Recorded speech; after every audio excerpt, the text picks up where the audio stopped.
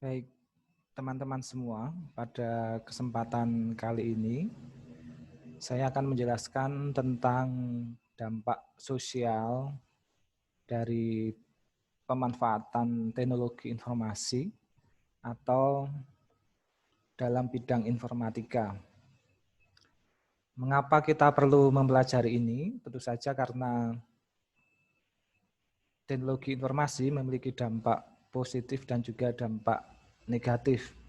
Maka kita sebagai pengguna internet, terlebih dalam pembelajaran daring saat ini, kita harus memanfaatkan teknologi dengan baik dan juga dengan bijak.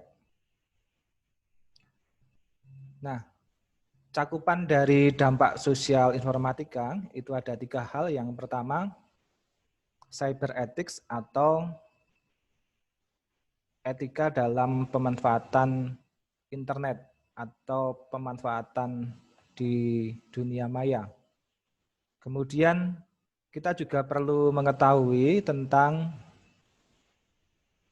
undang-undang atau aturan yang berlaku di Indonesia, yaitu Undang-Undang Informasi dan Transaksi Elektronik, supaya kita semua juga paham bahwa jika ada pelanggaran maka kita mengacu pada undang-undang yang mengaturnya. Dan tentu kita harus mengetahui ini supaya kita juga tahu risiko-risiko jika kita melakukan hal-hal negatif yang ada di internet. Kemudian berikutnya yang berkaitan dengan etika pembelajaran daring, karena para siswa atau mahasiswa itu pada saat ini dalam pandemi COVID ini memanfaatkan internet untuk pembelajaran daring. Baik kiranya jika para siswa atau mahasiswa mengetahui aturan atau kesepakatan-kesepakatan di dunia internet, sehingga para siswa dan para guru dapat nyaman ketika belajar di internet. Nah, ketiga cakupan ini nanti akan saya jelaskan dalam slide presentasi saya. Nah, saya akan menyampaikan dampak sosial informatika, ada beberapa hal, baik itu dampak positif dan juga dampak negatifnya. Nah, untuk dampak positifnya, tentu saja ketika ada teknologi informasi maka dapat meningkatkan interaksi sosial. Kemudian ada perubahan cara hidup atau perilaku, kemudian perubahan cara kerja juga, dan tentu saja dampak-dampak positif yang lainnya yang tidak saya cantumkan di sini. Kemudian dampak negatifnya juga tentu saja akan banyak. Misalnya maraknya penyebaran hoax atau hoax ya, kemudian ujaran kebencian, kemudian adanya ancaman terhadap orang-orang di sekitar kita, orang-orang yang tidak kita kenal, kemudian munculnya konten negatif, baik itu asusila, perjudian, pencemaran nama baik, penghinaan, pemerasan, bahkan sampai dengan pengancaman. Kemudian dampak negatif lainnya adalah penipuan yang saat ini banyak kita temui ya di internet ataupun kita dengar di dalam berita-berita sehari-hari. Kemudian cyberbullying ini yang sekarang juga marak di kalangan para remaja atau para siswa. Kemudian menurunnya kualitas interaksi sosial ya, karena kita sebagai pengguna internet akan lebih banyak meluangkan waktu menggunakan smartphone, menggunakan laptop, menggunakan PC, dan seterusnya. Kemudian dampak negatif lainnya juga kecanduan. Nah, ini biasanya yang berkaitan dengan game. Jadi para siswa atau mahasiswa banyak yang kecanduan game, dalam baik itu game online atau game offline ya. Dan juga menurunnya kualitas kesehatan karena penggunaannya yang sering dan tidak teratur ini, maka akan menyebabkan penurunan kualitas kesehatan. Nah, dampak positif yang pertama tadi saya sampaikan adalah bahwa dengan adanya teknologi informasi, maka interaksi antara pengguna itu semakin meningkat ya. Seperti saat ini kita dapat memanfaatkan video call secara live, baik itu untuk pembelajaran, untuk komunikasi yang tidak terbatas pada ruang dan waktu ya. Kita bisa berkomunikasi dengan siapa saja dari berbagai tempat di belahan dunia ini. Kemudian juga bisa dapat mendapatkan pengetahuan baru. Kalau adanya internet, maka kita bisa mendapatkan hal-hal baru yang bisa kita dapatkan dan itu bisa kita gali ya, bisa kita cari di internet dari berbagai informasi yang tidak ada di tempat kita. Kemudian memungkinkan adanya teman baru, tempat berbagi pengalaman, kemudian aplikasi media interaksi pengguna, misalnya menggunakan WA, Messenger, Telegram, dan aplikasi-aplikasi media interaksi lainnya. Kemudian berikutnya, tentu saja dengan berkembangnya teknologi informasi, maka akan ada perubahan cara hidup. Cara hidup atau di sini dijelaskan bekerja atau belajar dari rumah, kemudian belanja online, dan kemudian melakukan usaha atau memulai usaha. Kita semua sudah sering menggunakan fitur-fitur belanja online atau transportasi online yang ada di sekitar kita. Kemudian tentu saja saat ini munculnya jenis pekerjaan-pekerjaan baru yang sebelumnya tidak kita duga. Ya, misalnya blogger atau pengisi konten di web, kemudian YouTuber, animator, selebriti media sosial, dan juga layanan lainnya, misalnya internet banking dan juga m-banking. Nah, jenis-jenis pekerjaan ini sekarang mulai marak ya, karena dengan memanfaatkan konten yang ada di media sosial, maka kita bisa memberikan informasi tentang makanan atau food blogger, kemudian tentang hobi kita kepada semua orang yang ada di dunia tentu saja. Kemudian adanya perubahan cara kerja.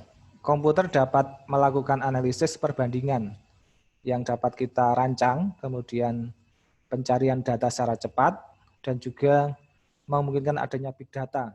Nah, big data ini merupakan topik yang menarik saat ini dan aktual berkaitan dengan data-data yang sangat besar, bagaimana kita mengolah data itu sehingga bisa dimanfaatkan untuk mengambil keputusan. Kemudian kita bisa membuat simulasi, prediksi, dan juga dalam bidang kesehatan kita bisa melakukan pembedaan jarak jauh ya menggunakan Internet of Things. Nah, teman-teman nanti bisa cari informasi tentang Internet of Things dan juga Big Data ini supaya teman-teman juga bisa memahami lebih jauh. Kemudian memungkinkan munculnya mesin cetak 3 dimensi atau 3D dan juga mobil autonomous ya yang dapat dijalankan secara otomatis tanpa adanya driver atau sopir. Nah, teman-teman silahkan cek di internet apa yang dimaksud dengan big data ya dan juga Internet of Things ini karena ini adalah topik yang aktual dan baru gencar-gencarnya dibicarakan tentang dua hal ini. Nah, dampak negatif yang muncul dengan berkembangnya teknologi informasi yang pertama adalah penyebaran hoax atau fake news atau berita bohong. Hoax merupakan rencana untuk menipu orang lain dengan cara memberitahukan hal yang tidak benar. Kemudian hoax disebarkan karena alasan politik, bisa juga karena ekonomi, persaingan bisnis, kemudian mengejar jumlah interaksi pengguna, menambah followers gitu ya, atau untuk mencari popularitas supaya untuk meningkatkan penghasilan atau sekedar hanya iseng belaka. Nah, ciri-ciri hoax itu apa saja? Yang pertama, biasanya menggunakan kalimat yang sensasional atau bombastis ya. Jadi supaya pengguna internet itu tertarik dan melihat atau mengeklik berita itu. Kemudian biasanya juga mengutip pendapat para ahli tapi pendapatnya palsu atau pendapatnya itu direkayasa yang seolah-olah itu benar. Kemudian menyatakan bahwa informasi dari orang terpercaya dan sudah divalidasi dirahasiakan demi keselamatan sumber, padahal itu adalah informasi yang tidak benar. Kemudian berita hoax itu umumnya berita yang tidak ditemukan di media umum, jadi hanya rekayasa. Biasanya juga menyinggung isu-isu tentang SARA, kemudian untuk membangkitkan emosi penerima berita. Nah, biasanya hoax itu juga meminta para penerima atau user di internet untuk mengambil tindakan tertentu. Ya, biasanya untuk mempengaruhi emosi pengguna di internet. Menggunakan kalimat dengan logika yang setengah benar atau sama sekali tidak benar. Nah, ini biasanya para penyebar hoax itu membuat kalimat yang seolah-olah itu benar padahal tidak benar sama sekali. Jadi memanfaatkan logika yang kelihatannya itu rasional ya, padahal itu tidak benar. Kemudian jika diperlukan, dilengkapi dengan foto atau video yang sudah diedit atau dipotong. Nah, sekarang banyak sekali kalau kita melihat di internet itu foto-foto yang direkayasa atau video yang sudah diedit sehingga kelihatannya video itu adalah video yang benar atau sesungguhnya. Teman-teman nanti bisa mencari di internet ada berapa jumlah hoax setiap hari yang ada di internet itu. Dan itu dapat dilakukan secara online. Nah, hoax itu dapat merusak nama baik, kemudian hilangnya kepercayaan sebuah produk, supaya produk yang menjadi saingannya itu bisa kalah dalam persaingan usaha. Bisa juga dapat memunculkan bentrokan SARA karena pengguna internet itu dipengaruhi emosinya. Kemudian bisa juga menghilangkan nyawa seseorang. Bisa juga menyebabkan perang saudara, ini jika sudah kaitannya dengan politik juga. Bisa juga menyebabkan hancurnya sebuah negara. Nah, bagaimana mencegah hoax yang sekarang ini banyak ya di sekitar kita? Nah, di media sosial itu banyak aplikasi pencegah hoax yang dapat teman-teman manfaatkan untuk mengecek kebenaran apakah berita itu hoax atau bukan. Kemudian cara yang digunakan berdasarkan hukum itu adalah menggunakan Undang-Undang Transaksi Informasi dan Transaksi Elektronik ya. Nah, acuan untuk memeriksa benar atau hoax itu judulnya sebenarnya provokatif, memeriksa narasumber, sumbernya benar atau tidak, memperhatikan sumber berita, mengecek gambar, memeriksa penilaian sendiri, kemudian membedakan fakta dan opini, mengecek tanggal berita apakah tanggal saat ini atau tanggal yang sudah lama. Kemudian teman-teman juga dapat memanfaatkan di halaman web secara langsung ya melalui grup hoax, anti hoax, dan melaporkan hoax di situs-situs pemerintahan. Nah, ini di dalam pasal 28 ya dalam Undang-Undang Transaksi Elektronik disebutkan bahwa setiap orang yang dengan sengaja dan tanpa hak menyebarkan bohong mengakibatkan kerugian konsumen dalam transaksi elektronik, dan juga setiap orang dengan sengaja dan tanpa hak menyebarkan informasi yang ditujukan untuk menimbulkan rasa kebencian ya berdasarkan suku, agama, ras, dan antar golongan, itu ada konsekuensi-konsekuensinya. Nah, Undang-Undang ITE ini sudah disempurnakan menjadi Undang-Undang Republik Indonesia tahun 2016 nomor 19 tentang perubahan atas Undang-Undang Dasar nomor 11 tahun 2008 tentang informasi dan transaksi elektronik. Ya, di situ dapat dipidana paling lama 6 tahun atau denda paling banyak 1 miliar rupiah. Kemudian jika menimbulkan SARA itu didenda atau dipidana paling lama 6 tahun atau denda paling banyak 1 miliar rupiah. Nah, ini teman-teman perlu mencermati hal ini. Kemudian dampak negatif berikutnya adalah ujaran kebencian ya yang ada di internet, saling berbalas pernyataan. Kemudian bisa membahayakan atau mengancam presiden dan wakil presiden kita, dan juga berbagai konten negatif lainnya. Nah, ada pasal dalam transaksi Undang-Undang ITE ini, pasal 104 katanya dengan makar, kemudian pasal 27 yang berkaitan dengan pelanggaran kesusilaan, kemudian perjudian, penghinaan atau pencemaran nama baik, pemerasan dan atau pengancaman. Nah, di sini disebutkan misalnya dalam pasal 45. Setiap orang yang dengan sengaja dan tanpa hak mendistribusikan dan atau membuat dapat diaksesnya informasi elektronik itu dalam pasal 27 ayat 1 dipidana penjara paling lama 6 tahun. Kemudian jika itu berkaitan dengan perjudian dapat dipidana penjara paling lama 6 tahun dan juga denda 1 miliar. Dan seterusnya dalam pasal 45 ini teman-teman dapat memperhatikan dan mencermatinya. Nah, dampak negatif lainnya tentu saja ini yang menjadi kekhawatiran kita bersama. Yang pertama adalah penipuan ya. Saat ini marak penipuan melalui media sosial, melalui SMS dan juga melalui sarana elektronik lainnya. Kemudian cyberbullying. Ini yang harus kita cegah ya, kaitannya dengan Undang-Undang Perlindungan Anak juga. Dan juga menurunnya kualitas interaksi sosial atau pubbing.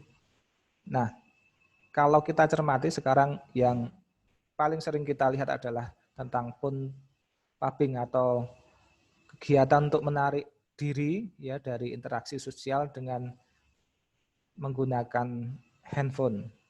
Jadi sibuk dengan dunia digitalnya sendiri. Kemudian dapat menyebabkan kecanduan dan juga menurunnya kesehatan. Nah, cyberbullying itu sebenarnya apa? Jadi cyberbullying itu adalah bentuk kekerasan yang sering terjadi pada remaja. Nah, kekerasan ini melalui internet atau media sosial atau melalui sarana-sarana online lainnya. Nah, cyberbullying itu bisa juga disebut dengan perundungan.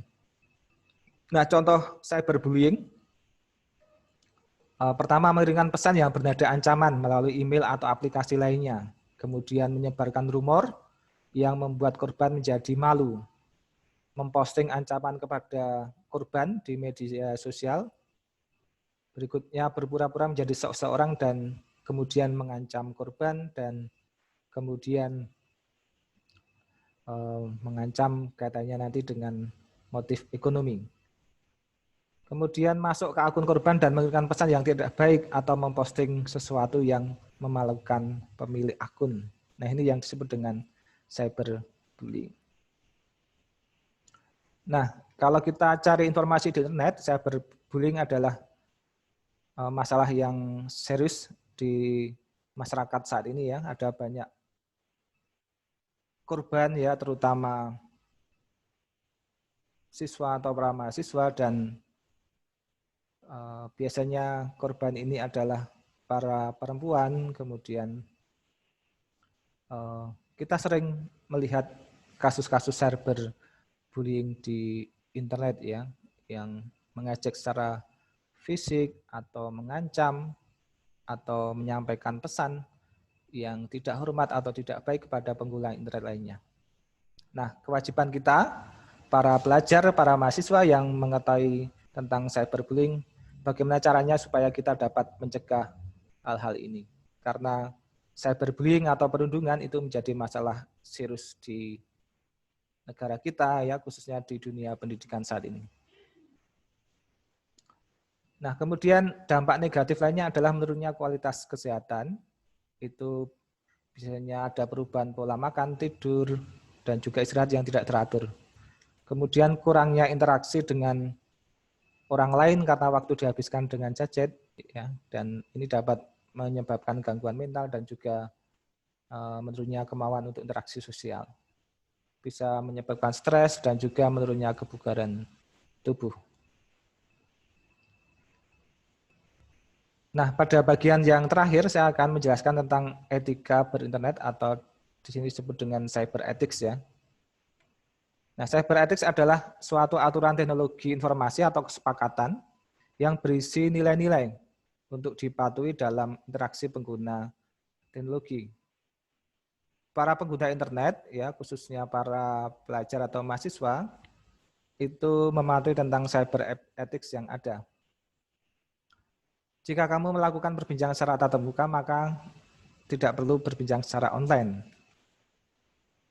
Selalu mengingat apa yang sudah kamu posting ya di media sosial atau di blog, baik itu sudah dihapus maupun belum dihapus. Karena ketika Anda sekali mengklik untuk posting, maka itu otomatis orang lain akan melihat postingan Anda dan orang lain dapat screenshot dengan cepat. Kemudian jangan menggunakan caps lock atau huruf besar semua ketika Anda mengirim pesan melalui email atau ketika berinteraksi di media sosial, karena semua caps ya adalah bentuk ekspresi teriakan di internet atau marah dan juga kesal. Kemudian berbicaralah dengan baik dan sopan. Perlu kamu ingat, meskipun di hadapanmu yang adalah sebuah layar, tapi di sisi lain ada orang lain yang menerima pesan kamu. Kemudian jangan posting hal-hal yang Anda rasakan ketika Anda sedang marah ya. Karena saat dalam emosi, seseorang tidak dapat berpikir jernih. Jadi sebelum teman-teman posting, itu ada baiknya Anda menenangkan diri terlebih dahulu, kemudian apakah itu berguna atau tidak, bermanfaat bagi orang lain tidak, menimbulkan kemarahan bagi orang lain atau tidak. Supaya ketika Anda sudah memposting kemudian menyesal berikutnya, itu adalah sesuatu yang tidak benar. Kemudian usahakan untuk menggunakan username dan password yang berbeda supaya ketika Anda kehilangan salah satu akun, Anda tidak kehilangan akun yang lainnya. Lakukan pergantian password ini secara berkala. Kemudian jangan membuat alamat email yang aneh ya, karena alamat email itu juga menunjukkan kepribadian Anda, menunjukkan siapa Anda sebenarnya. Jadi ketika Anda nanti akan mendapat atau ingin mendaftar beasiswa atau keperluan komunikasi dengan orang-orang penting, maka di sana juga Anda akan tercermin siapa diri Anda. Kemudian jangan posting gambar dirimu atau orang lain kecuali jika kamu tidak keberatan mereka share berbagi ke semua orang. Anda harus selektif apa yang Anda akan upload ya, dan apa yang Anda download. Kemudian jangan berbicara dengan orang yang tidak dikenal. Ya, jangan masuk ke chat room dan mengungkapkan hal-hal yang secara pribadi tentang dirimu. Bisa jadi orang lain yang berbicara dengan Anda itu adalah nantinya yang akan membahayakan Anda atau mengancam ya dengan motif ekonomi dan seterusnya. Kemudian jangan memberikan informasi pribadi dan rahasia secara online. Jangan pernah berbagi nama lengkap, alamat rumah, nomor telepon, password apalagi, kemudian nama anggota keluarga, dan juga nomor kartu kredit.